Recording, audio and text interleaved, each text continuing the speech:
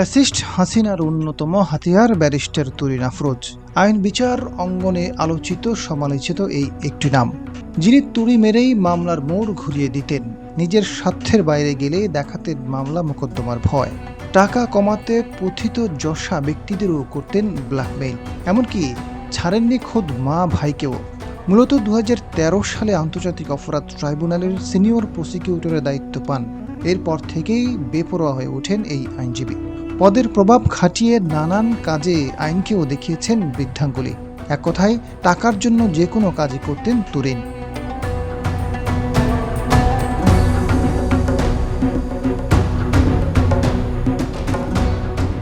হাসিনার ঘনিষ্ঠজন হওয়ার সুবাদে 2010 সালে মানবতা বিরোধী অপরাধীর বিচারের জন্য গঠিত ট্রাইব্যুনালে প্রসিকিউটরের দায়িত্ব পান তুরিন।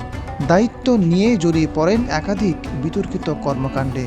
71-এর ঘাতক দালাল নির্মূল কমিটিতে থাকলেও অর্থের কাছে হার মানেন এই ব্যারিস্টার। কয়েক কোটি টাকার লোভে গোপনেই দেখা করেন যুদ্ধাপরাধ মামলার আসামি মোহাম্মদ ওয়াহিদুল হকের সঙ্গে। ওয়াহিদুল হক ছিলেন এনএসআই ও পাসপোর্ট অধিদপ্তরের সাবেক মহাপরিচালক।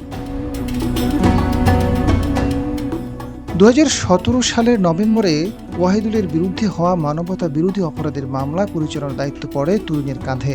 অনৈতিকভাবে ওয়াহিদুলের সঙ্গে গোপনে বৈঠক করেন। এই অভিযোগে 2018 সালে তুরিনকে অব্যাহতি দেওয়া হয়। 2019 সালে প্রসিকিউটর পদটিও খোয়ান তিনি। নানান অপকর্মের কারণে তাকে অপসারণ করতে বাধ্য হয়েছিল পতিত আওয়ামী সরকার।